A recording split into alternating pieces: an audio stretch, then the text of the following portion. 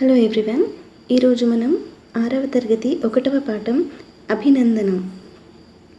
ఈ పాఠంలో ఉన్న గ్రామర్ పార్ట్ గురించి నేర్చుకుందాం. నేను చేసే ఈ వీడియోస్ చిన్నవైనప్పటికీ గ్రామర్ పార్ట్ మొత్తం కవర్ చేస్తాను. మీకు ఈ వీడియో నచ్చినట్టయితే ఒక లైక్ చేసి మన ఛానల్ని సబ్స్క్రైబ్ చేసుకోండి.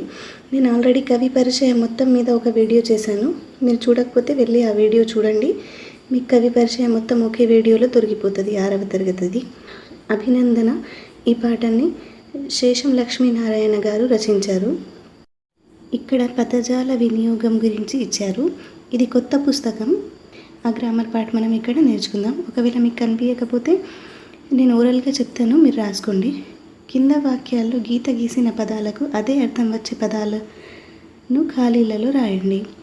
అంటే ఇక్కడ ఏదైతే గీత గీసిండ్రో దానికి మనం అర్థం రాయాలన్నట్టు. సో ఫస్ట్ వన్ వచ్చేసి, స్వతంత్ర ఉద్యమంలో ఎందరో వీరులు తమ రుధిరం చిందించారు. సో ఇక్కడ గీత ఎక్కడుంది? రుధిరం కింద ఉంది. సో రుధిరంకి మీనింగ్ ఏంటి? రక్తం. నెక్స్ట్ బిట్, పసిడి ఆభరణాలకు విలువ ఎక్కువ. ఇక్కడ పసిడి కింద గీత ఉంది. సో పసిడికి మనం మీనింగ్ రాయాలి, అర్థం. సో పసిడికి అర్థం ఏంటి? బంగారం. నెక్స్ట్ ఈ బిట్, వర్షం పడగానే హాలికులు పొలాలు దున్నుతారు. సో ఇక్కడ దేని కింద గీత ఉంది? హాలికులు. హాలికులు అంటే రైతులు. నెక్స్ట్ ఈ బిట్, కార్మికులు తమ స్వేదం చిందించి కర్మాగారాల్లో వస్తువులను తయారు చేస్తారు. ఇక్కడ స్వేదం అంటే చెమట. ఇక్కడ కొన్ని పదాలు ఇచ్చారు. ఆ పదాలలో అదే మీనింగ్ వచ్చి కొన్ని పదాలు ఉన్నాయి. మనం వాటికి గీత గీయాలి. నేను ఆల్రెడీ చేశాను, మీరు చూడండి. భారతదేశానికి రైతు వెన్నెముక. కర్షకుడు. కర్షకుడు అంటే ఏంటి? రైతు. అదే మీనింగ్ వస్తుంది. రైతు అన్నా, కర్షకుడు అన్నా, హాలికుడు అన్నా ఒకటే మీనింగ్. సో భారతదేశానికి రైతు వెన్నెముక. కర్షకుడు కష్టపడి పంట పండిస్తేనే ప్రజల ఆకలి తీరుతుంది. హాలికుల శ్రమకు దేశం రుణపడి ఉంటుంది. సో అర్థమైంది కదా? ఒకే పదం, రైతు, కర్షకుడు, హాలికుడు. గీత గీయాలి. భారతీయులు స్వాతంత్రం సాధించి విజయ బావుట ఎగురవేశారు. నాటి నుండి జాతీయ పండుగలకు పతాకాన్ని ఎగురవేసి ఆ జెండాకు వందనం చేస్తున్నారు. సో ఇక్కడ బావుట అన్న, పతాకం అన్న, జెండా అన్న ఒకటే మీనింగ్. నెక్స్ట్ బిట్, పూర్వకాలంలో రాజులు ఖడ్గం ధరించేవారు. ఆశకి పదును పెట్టి యుద్ధ రంగంలోకి వెళ్ళేవారు. ఆశకి పదును పెట్టి యుద్ధ రంగంలోకి వెళ్ళేవారు. ఆ కత్తితోనే యుద్ధం చేసేవారు. ఇక్కడ ఖడ్గం అన్న, కత్తి అన్న, ఆశకి అన్న ఒకటే మీనింగ్. నెక్స్ట్ టాపిక్ వచ్చేసి భాష గురించి తెలుసుకుందాం. ఇందులో ధ్వని అనే మాటకు చప్పుడు, శబ్దం అని అర్థం. భాష విషయంలో మాత్రం ధ్వని అంటే నోటితో పలికే అని అర్థం. ఏదైతే మనం ప్రొనౌన్స్ చేస్తామో నోటితో, దాన్ని ఇక్కడ ధ్వని అని అంటాం. సో ఫస్ట్ వన్, భాషా ధ్వనులకు చెందిన అక్షరపు గుర్తుల పట్టికను వర్ణమాల లేదా అక్షరమాల అని అంటారు. భాషా ధ్వనులకు చెందిన అక్షరపు గుర్తులను ఇక్కడ ఒక ఉదాహరణ ఇచ్చిండ్రు. ఆ అనేది ఒక ధ్వనిని తెలిపే గుర్తు, అంటే అక్షరం అన్నట్టు. ఆ అనేది ఒక ధ్వనిని తెలిపే గుర్తు, అంటే అక్షరం. మనం ఆని ప్రొనౌన్స్ చేసినప్పుడు సౌండ్ వస్తుంది కదా, అలా. సో ఇక్కడ ఈ వంటి వర్ణాలను అచ్చులు అని అంటారు. క ఖ గ ఘ వంటి వర్ణాలను హల్లులు అని అంటారు. అక్షరమాలలో ఎట్లా ఉన్నా హల్లు అనేది పొల్లుగా పలికే ధ్వని. అంటే ఆ అనే ధ్వనులను కలిసి అనే ధ్వనులను కలిపి ఏమవుతుంది? మా అనే అక్షరం వస్తుంది. సో మొదటిది హల్లు, రెండవది ఏమవుతుంది? అచ్చు. సో ఫస్ట్ ఇక్కడ ఉన్నది కదా, దీన్ని మనం ఏమంటాం? ఇది మూను హల్లు అంటాం, ఇది అచ్చు.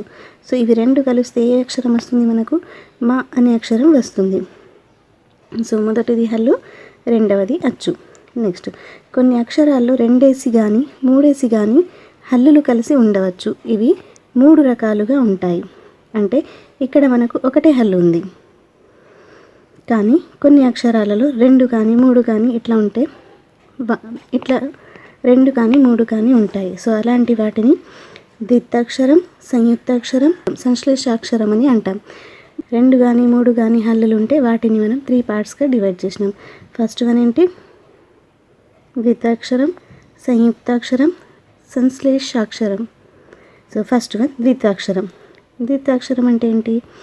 ఒక హల్లుకు అదే హల్లు చెందిన ఒత్తు చేరితే దాన్ని ద్విత్వాక్షరం అంటారు. ఇక్కడ ఎగ్జాంపుల్ చూడండి, మీకు అర్థమవుతుంది. కా ఉన్నది, దానికి ఏ గుర్తు వచ్చింది? కా అనే గుర్తే వచ్చింది. కాబట్టి అదే హల్లు వచ్చింది, కాకి ఏమొచ్చింది? కా. సో దీన్ని ఏమని అంటాం మనం? ద్విత్వాక్షరం అంటాం. ఇక్కడ కాకి కావత్తు వచ్చింది, క్ ప్లస్ కావత్తు కు ప్లస్ ఆ ఏమవుతుంది? కా. ఇక్కడ 2 సార్లు వచ్చింది. సో కాకి కావత్తు సేమ్ వచ్చింది కాబట్టి దీన్ని మనం ఏమంటాం? ద్విత్వాక్షరం అంటాం. సో సెకండ్ వన్ ఏంటి? సంయుక్తాక్షరం. సంయుక్తాక్షరం అంటే ఏంటి? ఒక హల్లుకు వేరే హల్లు చెందిన ఒత్తు చేరితే దాన్ని మనం సంయుక్తాక్షరం అంటాం. అంటే ఒక హల్లుకు వేరే హల్లు రావడం అన్నట్టు. సపోజ్ నా ఉంది, ఇక్కడ ఎగ్జాంపుల్ చూడండి. నా ఉంది, నాకు ఏ వత్తు వచ్చింది? యా వత్తు వచ్చింది. అది నాకు నా వత్తు వచ్చి ఉంటే దాన్ని మనం ద్విత్వాక్షరం అంటాం. కానీ నాకు ఏ వత్తు వచ్చింది? యా వత్తు వచ్చింది. న్యా అంటే న్ ప్లస్ యు ప్లస్ ఆ. ఇక్కడ నకార యకారాలనే 2 హల్లులు వచ్చాయి. సో ఇది సంయుక్త అక్షరము. నెక్స్ట్ వన్ ఏంటి? మూడవది సంశ్లేషాక్షరము. సంశ్లేషాక్షరము అంటే ఒక హల్లుకు ఒకటి కంటే ఎక్కువ హల్లులు. అంటే ఒక హల్లుకి ఇక్కడ ఎన్ని ఉన్నాయి? ఇది హల్లు, దీనికి వేరేది ఉంది. ఇలాంటిది ఇంకొకటి యాడ్ అయితే, ఇక్కడ ఎగ్జాంపుల్ ఉన్నది, నేను ఎక్స్ప్లెయిన్ చేస్తా. ఒక హల్లుకు ఒకటి కంటే ఎక్కువ హల్లులకు చెందిన ఒత్తులు చేరితే దాన్ని మనం ఏమంటాం? సంశ్లేషాక్షరము అంటారు. ఉదాహరణకు క్ష్మి ఉంది ఇక్కడ. క్ష్మి అంటే సపోజ్ లక్ష్మి అనుకోండి. క్ష్మి అంటే ఏంటి? ఇక్కడ కావత్తు ఉంది, షా ఉంది, మా ఉంది ప్లస్ ఈ. సో ఇక్కడ ఏంటి? ఇక్కడ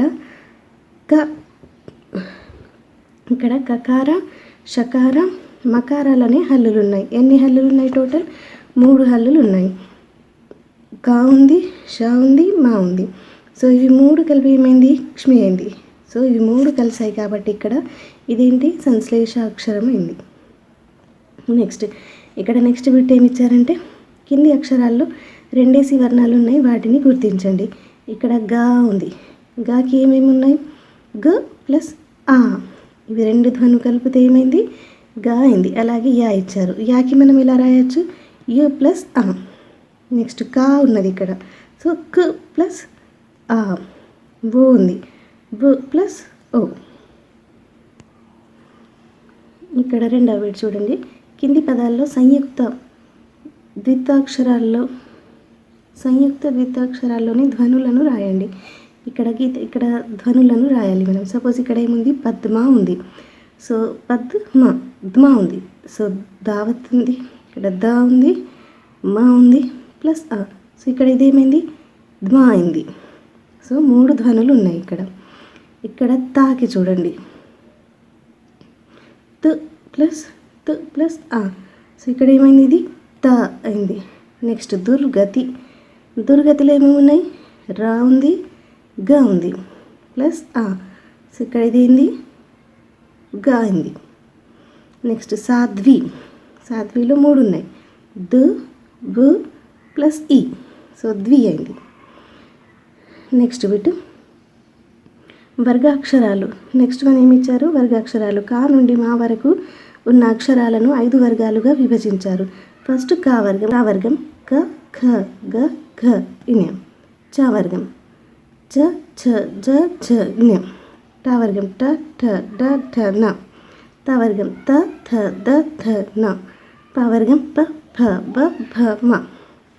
సో ఇక్కడ వర్గాలుగా విభజించారు. ఎన్ని వర్గాలు? క, చ, ట, త, ప. కచట తప అనే వర్గాలుగా, అంటే కా నుంచి మా వరకు ఉన్న అక్షరాలను ఎన్ని వర్గాలుగా విభజించారు? 5 వర్గాలుగా విభజించారు. నెక్స్ట్ ఇక్కడ ఒక వర్గపు అక్షరాలు దాగున్నాయి, వాటిని గుర్తించండి అని అన్నారు. సో బలరాం, ఇక్కడ చదువుతా చూడండి. కింది వాక్యాలు ఒక వర్గపు అక్షరాలు దాగి ఉన్నాయి, వాటిని గీత గీసి గుర్తించండి. బలరాం మంచి ఫలాల కోసం పల్లెలో తోటకి పోయాడు. తోటలో పాముని చూసి భయపడ్డాడు. సో ఇక్కడ చూడండి బా ఎక్కడుంది? ఇక్కడ పాలు ఉంది. మళ్ళీ ఏమొచ్చింది మా. నెక్స్ట్ ఫ. నెక్స్ట్ ఏమొచ్చింది ప. అంటే ఏవి ఇక్కడ ఎక్కువ ఉన్నాయి ప. ఇలా ఎక్కువ ఉన్నాయి బ. సో ఇది ఏ వర్గానికి చెందినది? ప వర్గానికి చెందినది. సో ఇది ఈరోజు మనం ఫస్ట్ పాఠంలో ఉన్న గ్రామర్ మొత్తం మీకు ఎక్స్ప్లెయిన్ చేశాను. ఏదైతే మనకు టెట్ డిఎస్సికి యూజ్ అవుతుందో మ్యాక్సిమం కవర్ చేసా. మీకు ఈ వీడియో నచ్చినట్టయితే ఒక లైక్ చేసి మన ఛానల్ని సబ్స్క్రైబ్ చేసుకోండి. Thanks for watching.